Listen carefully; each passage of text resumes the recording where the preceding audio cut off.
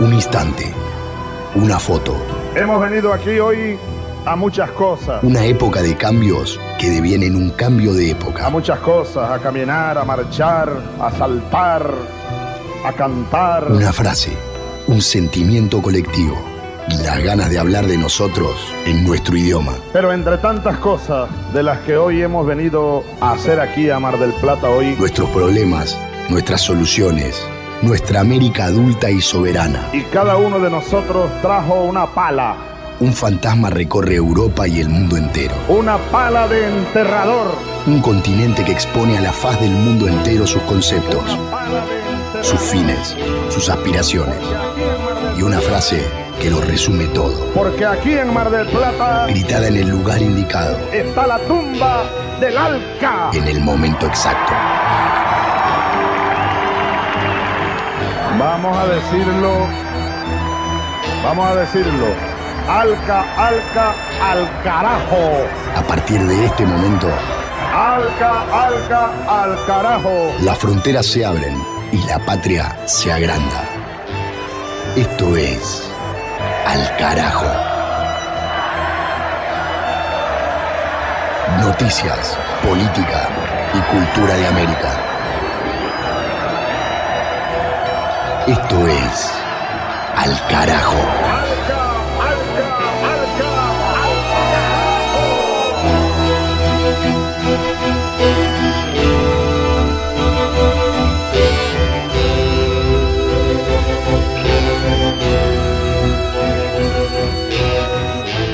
Gracias a todos y a todas quienes se suman a este nuevo capítulo de Al Carajo, a los que sintonizaron radio o a los que le dieron play en alguna plataforma. Acá estamos para recorrer durante 60 minutos las noticias políticas, sociales, culturales de América Latina, del Caribe, de esta región revelada en el sur del mundo. Es la temporada 11 de Al Carajo, año 2020, ya metidos en el mes de septiembre, y los títulos informativos de esta vuelta tienen que ver con la agenda electoral en la región. Hay países en pleno movimiento. Venezuela está en campaña para los comicios parlamentarios de diciembre, con una parte de la oposición en plano de boicot y con otra parte de la oposición dispuesta a participar. Hay fuerte interna dentro de los sectores antichavistas por este tema. Elecciones en Jamaica también. Estamos preparando para los venideros capítulos informe especial de lo que pasa en el país antillano, en la isla caribeña de Bob Marley y Peter Tosh, que además de íconos musicales del reggae, tiene problemáticas sociales, pobreza, exclusión y todavía fuertes luchas raciales y clasistas en su seno. Y también están ardientes las campañas en Bolivia para las elecciones del 18 de octubre, con fake news, operaciones mediáticas, denuncias de violaciones a los derechos humanos contra el gobierno de Áñez y movilizaciones opositoras de distintos sectores contra esa dictadura instalada después del golpe institucional contra Evo Morales. Esto y más por distintos países de la patria grande, todo atravesado por la pandemia, por el coronavirus, por el aumento de los casos y de las muertes en los distintos países, más los dolores económicos provocados por esta situación que golpea a todo el mundo, pero que en este momento especialmente tiene su eje y su focalización en este continente. Mi nombre, Pablo Daniel Ovín, en la producción periodística, conducción y ediciones, junto a Ernesto Vera y Mavi Sosa en la música y la cultura. Sobre música y cultura, hoy vamos a tener dos paradas 100% centroamericanas, Honduras y Guatemala. Historia y música de estos pueblos hermanos para esta emisión, cruzándose con los títulos informativos que enseguida empezamos a desarrollar.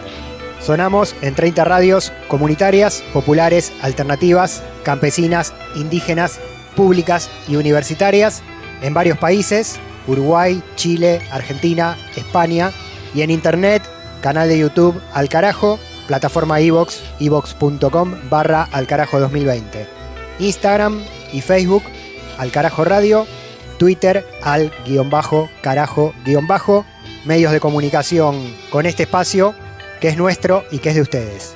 Largamos, capítulo 28 de la temporada, primeros titulares y su desarrollo. Del Atlántico a los Andes, del cerro a la cordillera. Al carajo. Las noticias de América.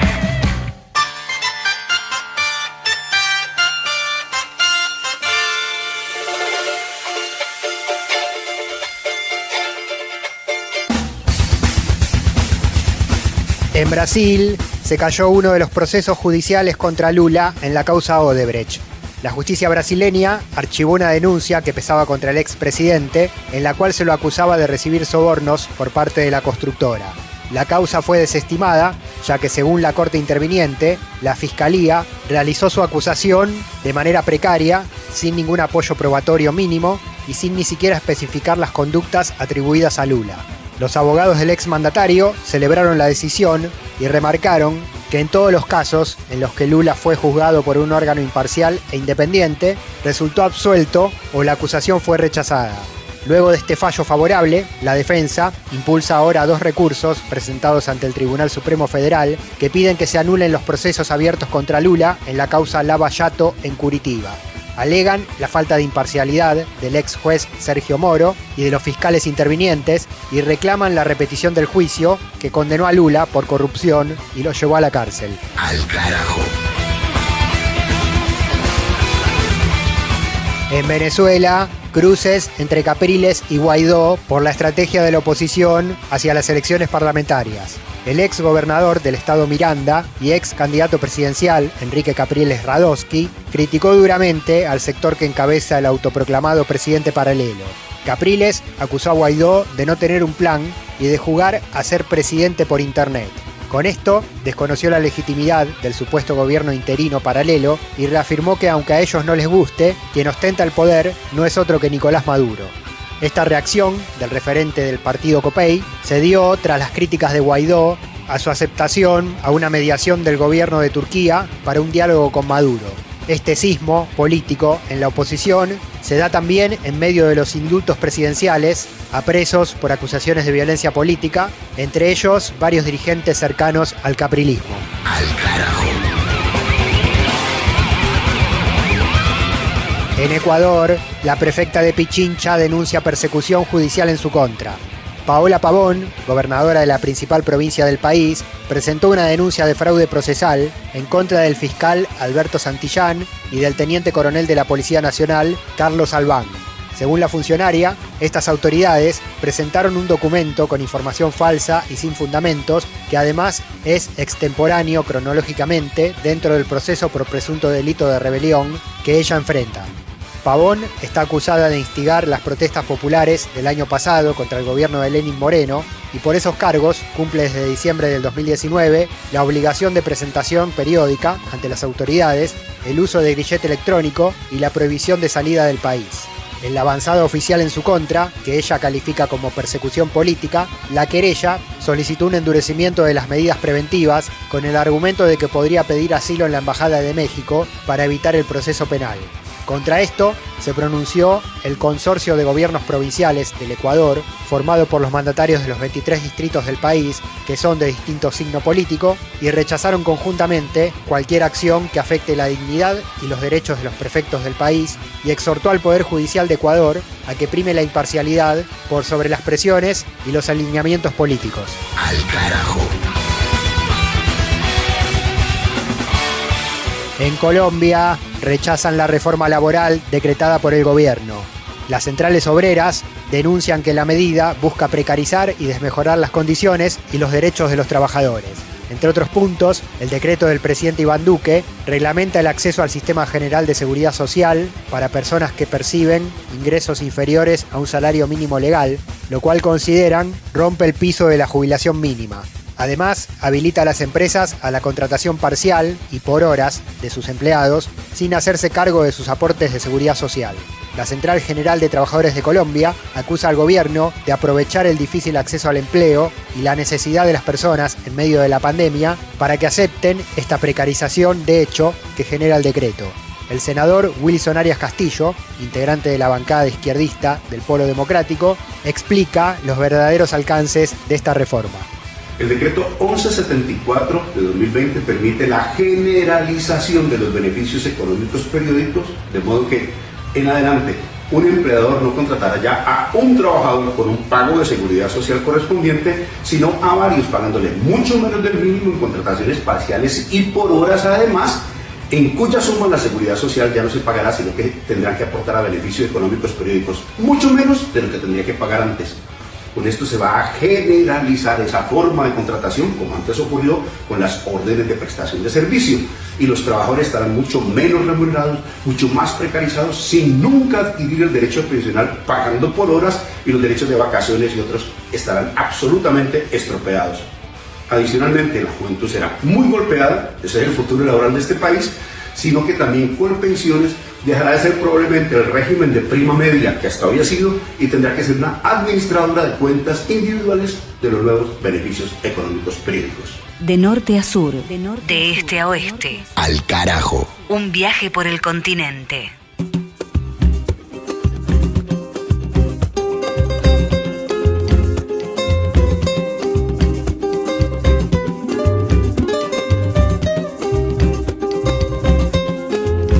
Fueron los primeros títulos informativos de América Latina de este capítulo 28 de Al Carajo, y ahora suenan estos tambores de la rebelión.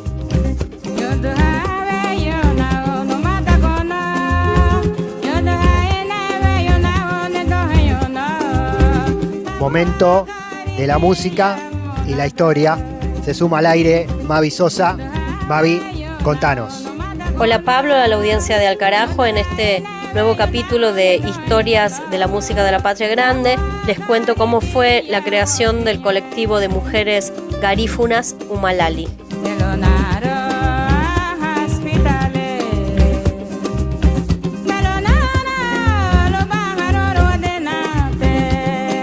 Historias de huracanes que arrasaron hogares, hijos asesinados en aldeas lejanas, el dolor del parto, las luchas cotidianas, las lágrimas y los triunfos del día a día. Todo eso forma parte de Humalali, un proyecto colaborativo creado por Iván Durán e integrado por 12 mujeres de la cultura garífuna, y que estamos escuchando con la canción Yunduya Hueyu, que significa en castellano el sol se ha puesto.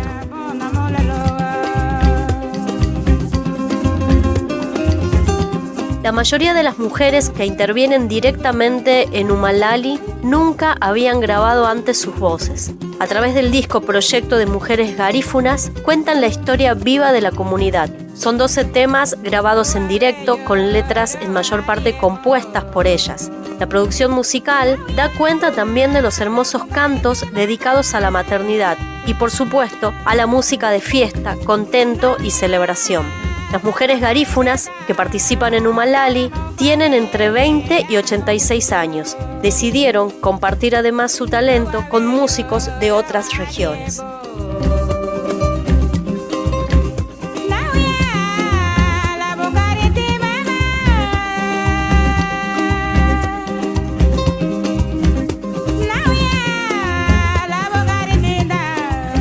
Si bien no se han dedicado profesionalmente a la música, eran parte central de sus comunidades. Es decir, ellas son hoy la tradición viva del canto, baile e historias que habían pasado de generación en generación, pero que hasta entonces solo eran conocidas en la región. Proyecto de Mujeres Garífunas fue grabado durante los ratos libres de las mujeres que participan. Ellas aprovechaban los momentos en que dejaban los trabajos familiares para acudir al estudio instalado en una cabaña de Belice. Una de las canciones que se grabaron ahí es la que escuchamos ahora, Anahaya. Anahayao, Luakuisilo, Anahayao, Luakuisilo, Anahayao, Anahayao, Luakuisila, Nakurukale, Anigiralaya, Naruno, Anahayao.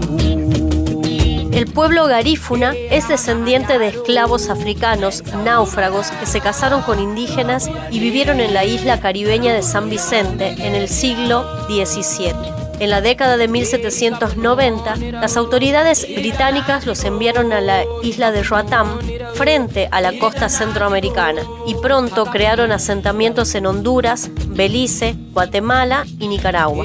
El proyecto siempre trató de las historias de la vida de estas mujeres, de capturar la esencia de sus voces y ponerlas en un contexto moderno. Estaba buscando canciones que la gente de todas partes pudiera disfrutar por su musicalidad y melodías, no solo a un nivel puramente intelectual.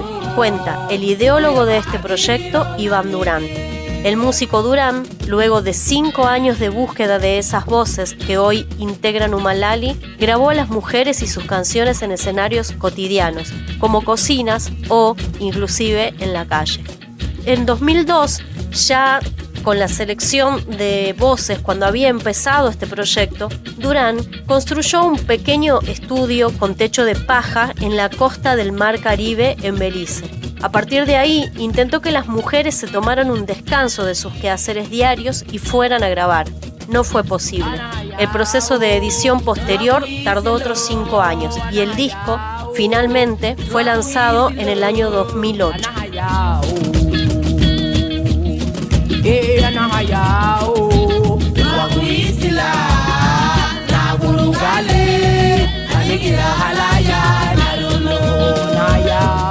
Humalali significa voz. Es precisamente lo que este colectivo de mujeres recupera. Voces desgarradas, a veces dulces, a veces no, pero cargadas de emoción y de sentimiento. El recorrido por los diferentes países con población garífuna se manifiesta no solo en la diversidad temática y poética, sino también por los instrumentos. Se mezclan los sonidos de las cuerdas de las jaranas con ritmos africanos y con la rumba caribeña.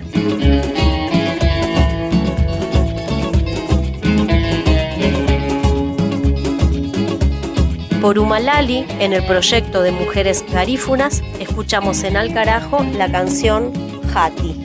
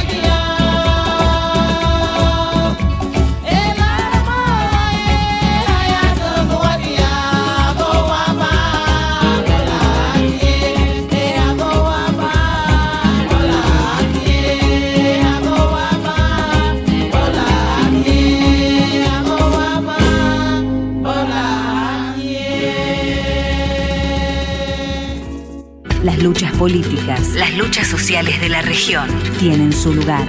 Al carajo.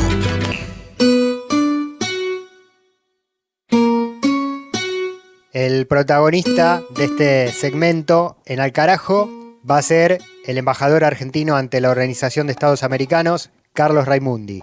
Hablamos con el diplomático sobre la situación en el organismo, la OEA, presidida por Luis Almagro, el dirigente uruguayo, muy cuestionado por sus intervenciones a nivel regional, en el golpe en Bolivia y en varios otros procesos en el continente. También Almagro, conocido por su alineamiento con los Estados Unidos y su injerencismo en la situación política venezolana.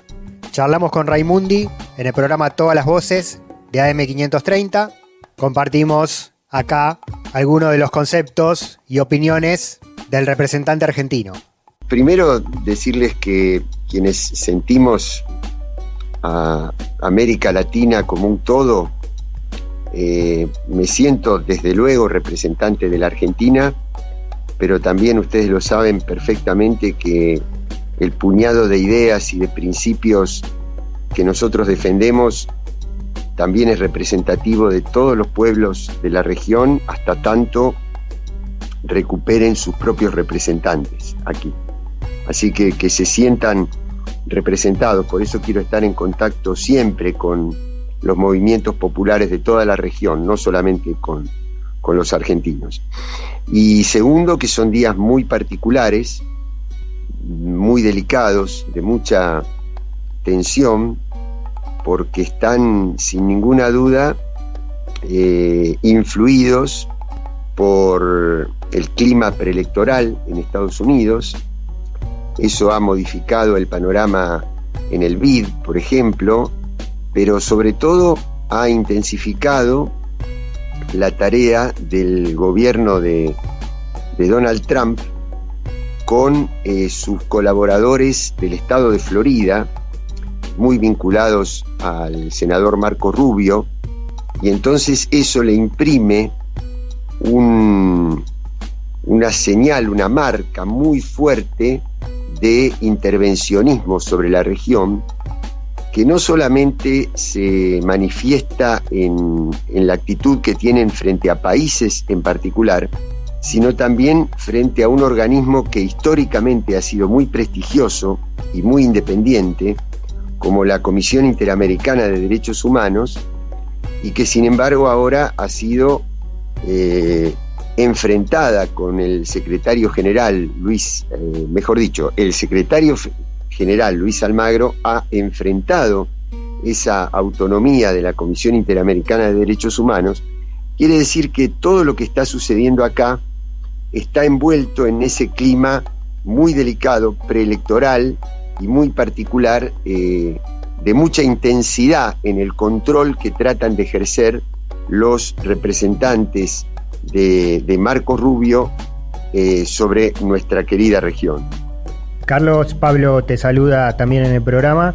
De lo que nos decís, la lectura es que Almagro está actuando directamente en línea con el senador Rubio, con Donald Trump. Bueno, eso parece de esta intromisión en la CIDH. Es como una especie de golpe de Estado, ¿no?, que estaría dando Almagro en la CIDH, no renovando a su secretario.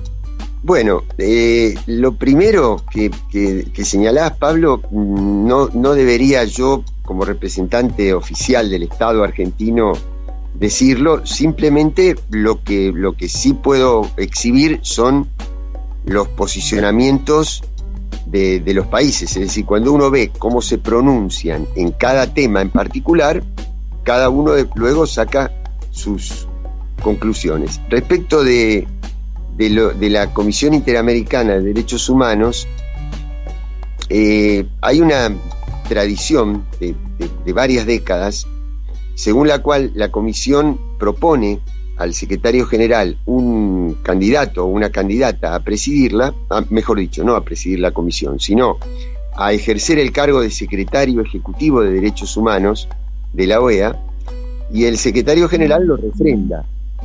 Pero esta vez, cuando se le propuso la continuidad de Paulo Abrao, el actual secretario, que es un funcionario de muchos años de nacionalidad brasileña, el secretario se negó a firmarlo, diciendo que hay una cantidad de denuncias por algún maltrato, digamos, o alguna conducta inapropiada con su personal, cosa que no conocemos, que fue realmente sorpresiva porque estas denuncias fueron efectuadas por una persona que tiene designado este organismo, que se llama la Ombudsperson, que tiene una tarea no central, muy confidencial, pero que estuvo en relación con la CIDH durante los últimos años y sin embargo nunca había manifestado este tipo de denuncias hasta el último día. Entonces ahí es donde produce cierto malestar y cierta irritación en la CIDH, que se ve sorprendida por la negativa de Almagro a darle continuidad a Paulo Abrao. Y eso ha levantado una cantidad de señales de preocupación de decenas de organismos de derechos humanos de todo el mundo, no solamente americanos, sino de todo el mundo, inclusive la alta comisionada de Naciones Unidas, Michelle Bachelet, despojada de cuestiones ideológicas, porque esto no quiere decir que uno siempre coincida con la Comisión Interamericana, ni siempre coincida con Bachelet. De hecho, en mi caso particular, no siempre hemos coincidido, pero lo que sí es cierto es que hay como una ruptura de esa tradición de independencia de la CIDH por esta negativa que ha tenido el secretario Almagro de nombrar a su secretario ejecutivo, ¿no? Uh-huh. Totalmente. ¿Y cómo se dan las relaciones de fuerzas ahí? ¿Quiénes están de un lado, quiénes están del otro? Digo, porque Almagro viene de ser reelecto, consiguió los votos para ser reelecto como secretario general de la OEA. Mira, yo lo que veo es, de alguna manera, me puedo equivocar en un país más, un país menos, pero como tendencia general me refiero.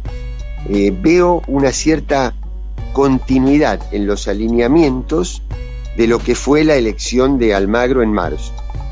Es decir, los mismos estados que tienen que ver con la lectura política que hace cada estado, ¿no? Es decir, cuando uno ve lo que representa el gobierno de Colombia, lo ve muy, muy cercano a las posiciones que tienen los Estados Unidos. Cuando uno ve lo que representa el gobierno de Brasil, lo ve muy, pero muy cercano a lo que representan o a lo que proponen los Estados Unidos. Cuando uno ve el nuevo gobierno de Uruguay, de la calle Pou, pronunciándose, por ejemplo, por el candidato estadounidense al BID, en lugar de elegir a un candidato latinoamericano, ahí uno se da cuenta de que hay un alineamiento que es el soporte principal que tiene el actual secretario general Almagro. Y cuando ve el comportamiento de AMLO, por ejemplo, como presidente del gobierno de México, lo ve más cercano a las posiciones del gobierno de Alberto Fernández. Carlos Raimundi, embajador argentino ante la OEA, la Organización de Estados Americanos, describiendo la relación de fuerzas en el organismo, los alineamientos de los bloques políticos de cada uno de los países y la situación de tensión por las acciones de su secretario general Luis Almagro, que entró en conflicto con la CIDH, la Comisión Interamericana de Derechos Humanos, para sumarle a la convulsión política regional. En el siguiente tramo, Raimundi nos cuenta su mirada y su margen de acción desde la OEA sobre el proceso electoral en Bolivia y la búsqueda de justicia por las víctimas de las masacres perpetradas por la dictadura, por el gobierno de facto de Yanine Áñez. Ustedes saben que nosotros hemos sido completamente críticos a esa misión de observadores electorales que envió la OEA. Yo creo que fue muy determinante en el clima para favorecer el golpe de Estado. Luego surgieron cantidades de informes, no paran de surgir. Ahora inclusive un último instituto académico de aquí de Washington señaló la falsedad de los informes de aquel informe electoral. De hecho, nuestro gobierno, desde luego, no reconoce ni al gobierno que está ejerciendo de facto el poder en Bolivia en este momento, ni tampoco nosotros reconocemos a su representante aquí en la OEA. Ahora, el frente, para serte sincero, yo creo que tiene que venir de la movilización de los pueblos, de la movilización y la toma de conciencia de las sociedades, de la sociedad civil, de los organismos de derechos humanos, de cultura, de los movimientos indígenas, de los movimientos campesinos, de los movimientos sindicales, de todo el continente, no me refiero a un país, que logren recuperar el gobierno.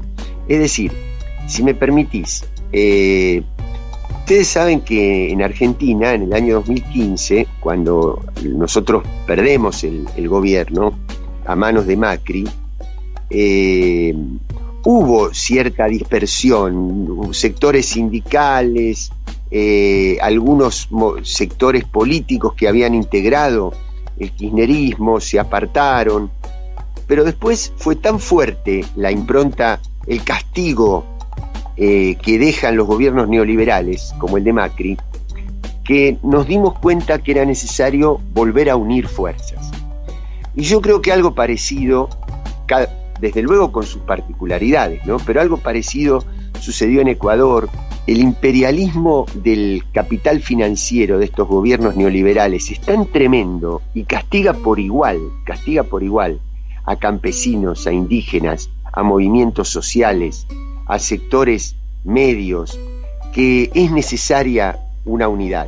Después, desde luego, adentro de eso vendrán algunos matices, ¿no?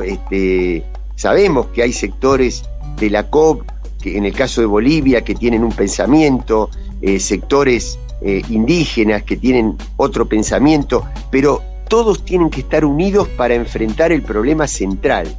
Y una vez que se reconquista el Estado, allí sí después se discute, bueno, esto hacemos con el litio, esto hacemos con los derechos sociales, esto hacemos con la deuda. Entonces me parece que la única alternativa para contrapesar el poder de un secretario de la OEA que ha sido designado por el voto de los estados es recuperar el Estado en cada uno de nuestros países para enviar a sus respectivos representantes aquí y cambiar el rumbo de la OEA. Pero siempre la OEA nunca va a ser algo distinto de lo que hagan los estados que la conforman. Sí, está muy claro, Carlos.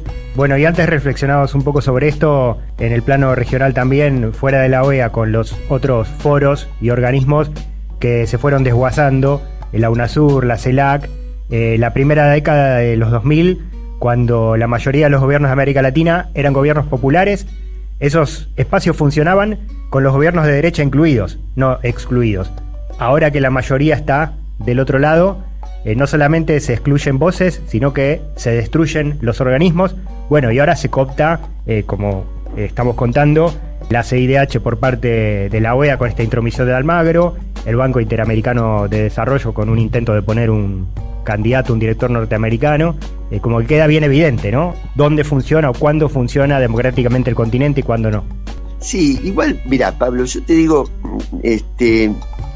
yo cada vez estoy menos apegado a formalismos y más seguro de que todas las cosas dependen del estado de conciencia de nuestros pueblos y de los proyectos políticos y sociales. Voy a explicar esto brevemente, en términos radiales, en tiempos radiales. Ojalá, si nosotros recuperáramos gobiernos populares en forma mayoritaria en la región, podamos rescatar aquellos organismos, UNASUR, CELAC. CELAC es más auténtico que la OEA para la mirada soberana de los pueblos, porque la OEA, vos fíjate, está un país como los Estados Unidos que tiene una mirada de que nos tiene que decir, nos tiene que señalar nuestro camino. No es una mirada que acepte nuestra soberanía. Y no está presente un país tan digno, tan querido, tan apreciado como Cuba. En cambio en CELAC estaba Cuba y no estaba los Estados Unidos, pero no por sectarios, porque nosotros seamos sectarios, sino porque Estados Unidos intenta cumplir otro rol, no de defensa de nuestras soberanías, sino de mostrar un camino, y el que no respeta ese camino, inmediatamente tratan de incidir sobre esa soberanía. Entonces, ojalá nosotros pudiéramos recuperar organismos como UNASUR para Sudamérica y como CELAC para todo el continente latinoamericano y caribeño. Y respecto al BID, yo creo que va a ser mejor, y nosotros defendemos la candidatura de un latinoamericano. Pero tampoco creamos que por el solo hecho de que lo presida un latinoamericano va a cambiar el rumbo, porque la decisión del BID tiene mucho que ver con la integración de los capitales que integran el BID. Y allí los Estados Unidos tienen una mayoría tal que también van a determinar el rumbo. Entonces, una nueva arquitectura financiera autónoma de los países de la región, con una moneda donde nosotros, ¿por qué nosotros, entre Bolivia y Argentina, entre Argentina y Brasil, entre Brasil y Perú, que no tienen dólar como su moneda, por qué tenemos que comerciar en dólares? ¿Y por qué no volver a retomar el camino de la creación de una moneda regional que nos permita ahorrar esos dólares y utilizarlos para lo que verdaderamente lo necesitemos cuando tengamos que importar matrices o máquinas, herramientas o bienes de capital o alta tecnología para perfeccionar nuestros modelos industriales? Bueno, y eso no te lo da el BID, eso te lo va a dar una nueva institución financiera autónoma surgida de la integración de nuestros países. Esa es la lucha nuestra. A mí, mientras tanto, me toca trabajar aquí en la OEA, representarnos aquí en la OEA, pero no porque yo tenga la esperanza de que este sea el espacio de liberación. Este no es un espacio que tiene una historia emancipatoria. Nosotros tenemos que construir nuestra propia historia emancipatoria. Reflexiones de Carlos Raimundi, embajador argentino ante la OEA. Lo escuchamos en Al Carajo, panorama político de América Latina. Al Carajo. Una mirada al sur desde el sur. Al Carajo. Al Carajo. Identidad, música y cultura de América Rebelde.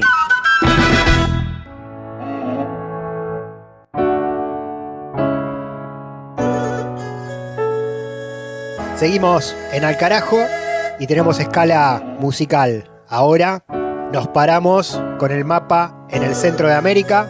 La guía la tiene el señor Ernesto Vera. Hola Pablo, hola audiencia de Al Carajo. Hoy nos vamos a la capital de Guatemala, la ciudad de Guatemala, también llamada Nueva Guatemala de la Asunción. Se ubica en el área centro-sur de Guatemala, en el Valle de la Ermita, con alturas que varían entre los 1500 y 1600 metros sobre el nivel del mar. Es conocida por su historia maya y sus volcanes cercanos. Ha pasado por varios desastres naturales, terremotos en su mayoría, que han devastado la ciudad y sus alrededores, repercutiendo bastante en su desarrollo.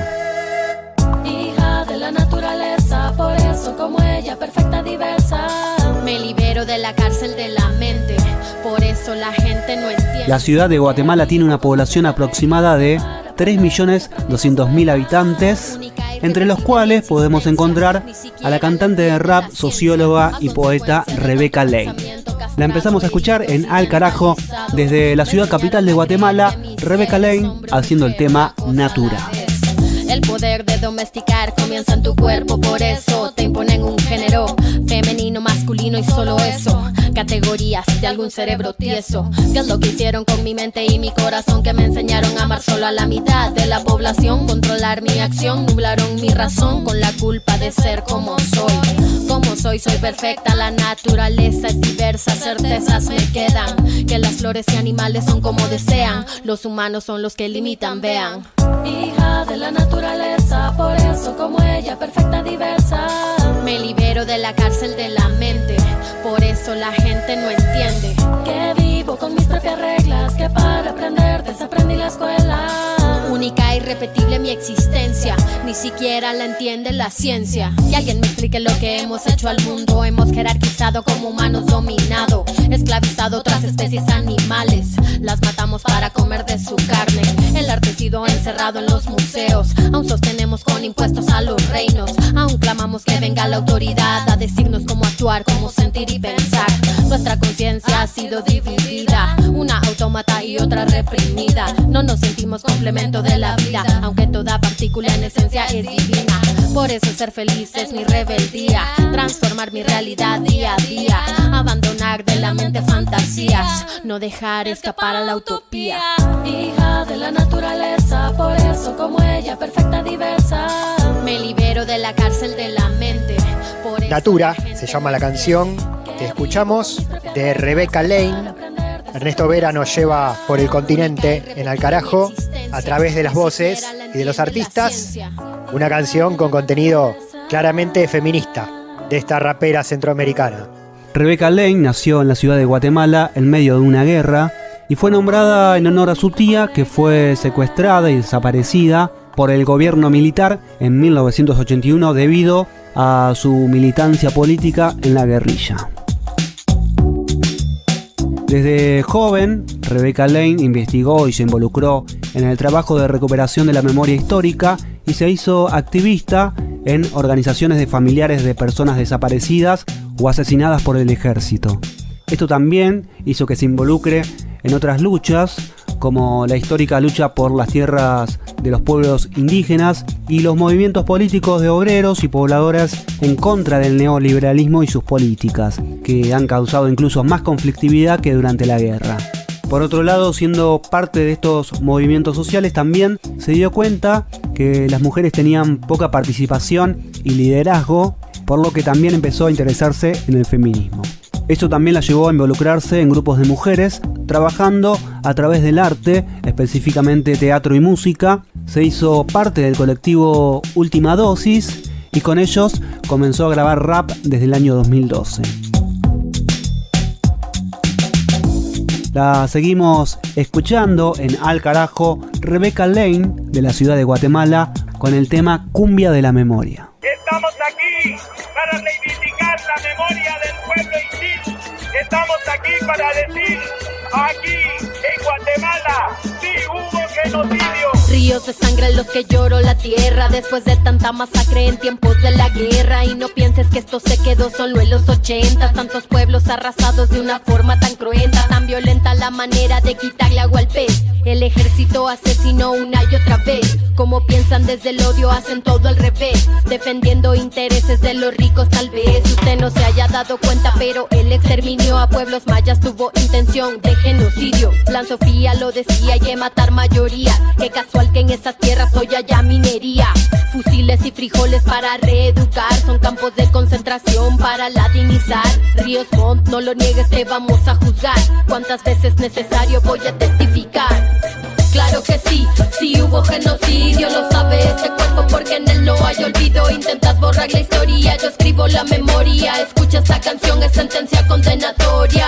Claro que sí, sí hubo genocidio, lo sabe este cuerpo porque en él no hay olvido. Intentas borrar la historia, yo escribo la memoria. Escucha esta canción, es sentencia condenatoria.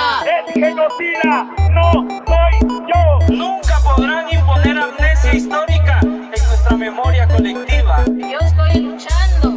Los genocidas no somos nosotros. ¿Qué cara tienen ellos que no hubo genocidio? Sí hubo genocidio porque el genocida es Ríos Montt. El pueblo Ixil ya te llevó a juicio. La jueza Jazmín Barrios dijo él sí lo hizo. Durante días escuchaste el suplicio de gente tan valiente que se niega al olvido. El poder logró que se anulara el proceso. Empresarios, dinosaurios forzaron el retroceso. Lo que ellos temen es que ya perdimos el miedo. Renacimos de la tierra con todos nuestros muertos. Claro que sí, sí hubo genocidio, lo sabe este cuerpo porque en él no hay olvido. Intentas borrar la historia, yo escribo la memoria. Escucha esta canción, es sentencia condenatoria. Claro que sí, sí hubo genocidio, lo sabe este cuerpo porque en él no hay olvido. Intentas borrar la historia, yo escribo la memoria. Escucha esta canción, es sentencia condenatoria. Genocidio no es ya solo una lucha de nosotros en el país, sino que también es un reclamo en el mundo que se juzgue y se condene a los genocidas en Guatemala. Sí hubo genocidio. Sí hubo genocidio, dice la canción. Rap de Centroamérica. En esta ocasión en Alcarajo lo presentó Ernesto Vera. Desde la ciudad capital de Guatemala, Rebeca Lane, Cumbia de la Memoria. Ni tratados de libre expoliación, ni tratados como incapaces. Al carajo.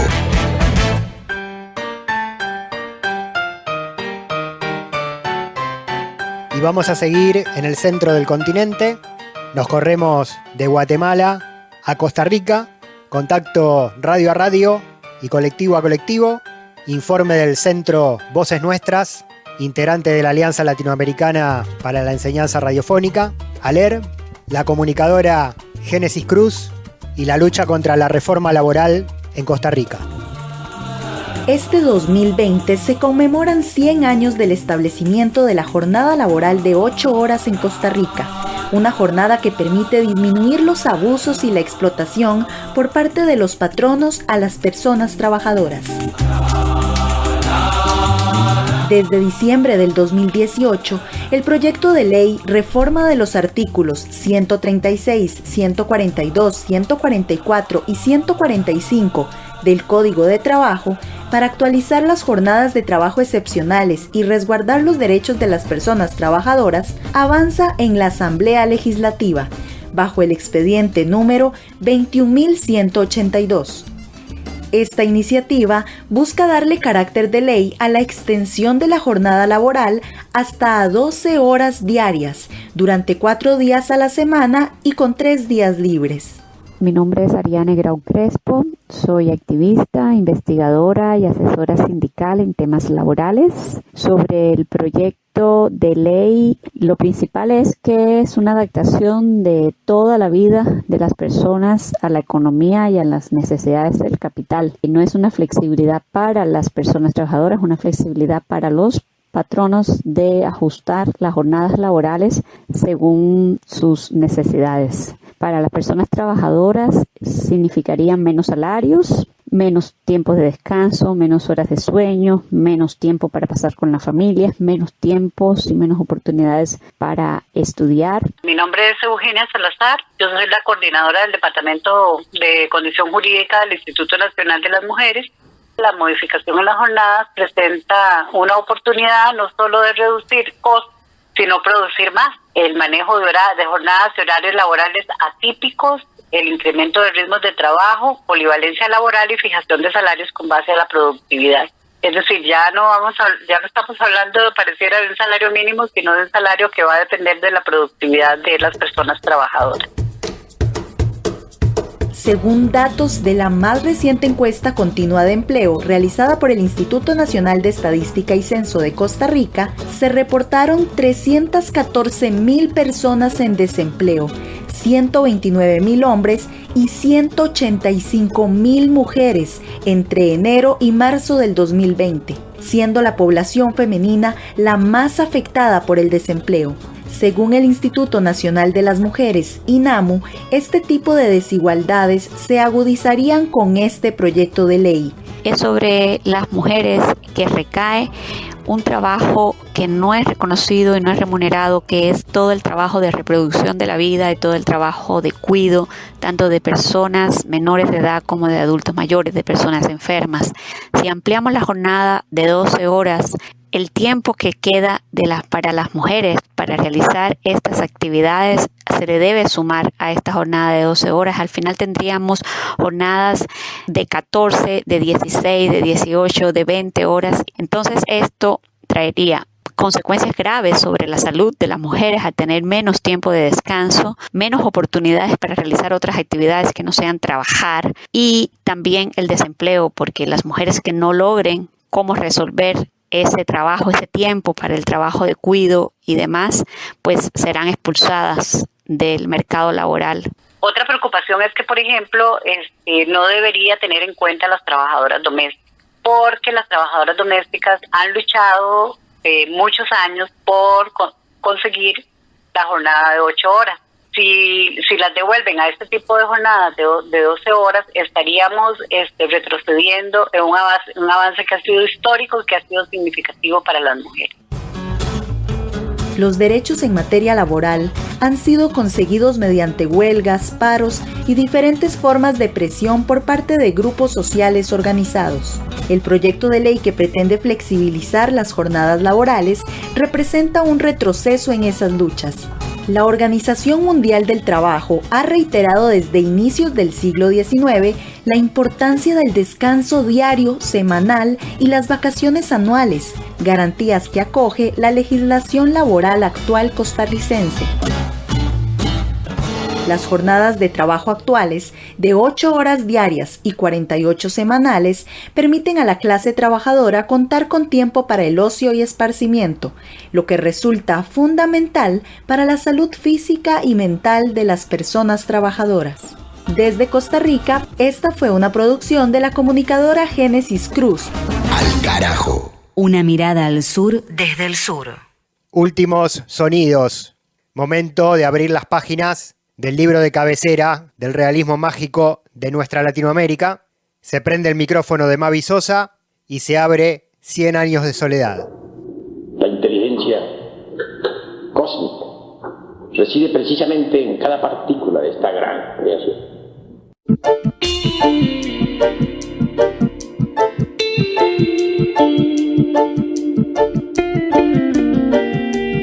La casa nueva, blanca como una paloma, fue estrenada con un baile.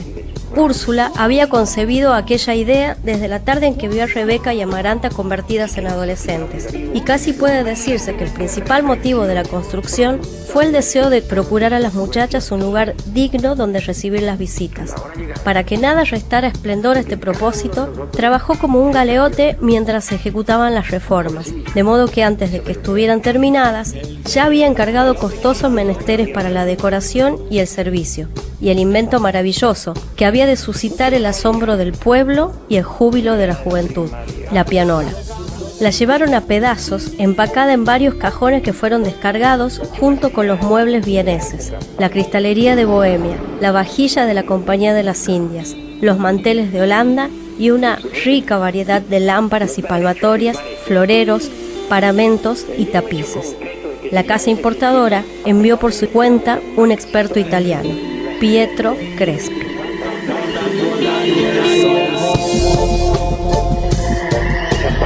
Ya en su país. Si eso es así, tenemos derecho para decir que somos tan antiguos como la tierra. Al carajo. Una crónica de la región. Cristo, en un sistema de mundo y en un panal de abejas o en un hormiguero. Aquí se queda la clara, la entrañable transparencia de tu querida presencia, comandante Che Guevara. Fue el programa 28 del 2020 de Al Carajo, final acá en este momento. Le damos vuelta de llave por una semana nada más a esta recorrida política, social, cultural por Latinoamérica y el Caribe que hacemos. ¿Quién habla? Pablo Daniel Obín en la conducción, producción periodística y ediciones sonoras, Ernesto Vera en la música y Mavi Sosa, a quien escuchamos recién poniendo al aire con su voz otro pasaje de 100 años de soledad, nuestro clásico literario latinoamericanista que elegimos este año para ponerle pluma y magia al aire entre las noticias y los análisis y las entrevistas de siempre. Mavi se encarga de los contenidos culturales y también del manejo de nuestras incipientes redes sociales, Facebook al carajo radio, Twitter al _carajo_, Instagram al carajo radio, donde también compartimos muchas de las cosas que pasan a lo largo de cada envío. Gracias a las radios comunitarias, populares, alternativas, universitarias y públicas que nos transmiten durante la semana y el fin de semana. Nos buscan en la grilla de cada una de ellas. Son 30 emisoras en Argentina, en Uruguay, en Chile, en España. Además, las plataformas, canal de YouTube Al Carajo, plataforma iVoox, iVoox.com/alcarajo2020, las múltiples formas de engancharte con este programa. Esto fue todo por hoy. Nos encontramos en exactamente una semana, mismo día, misma hora, mismo dial en el que nos escuchaste en esta oportunidad o en los sitios recién mencionados en internet. Viva América Latina, viva la patria grande y vivan la cultura y la comunicación popular. Hasta la próxima. Alca, Alca, Alca, Aquí se queda la clara, la entrañable transparencia de tu querida presencia, comandante Che Guevara, de tu querida presencia, comandante Che Guevara. Alca, Alca, Alca,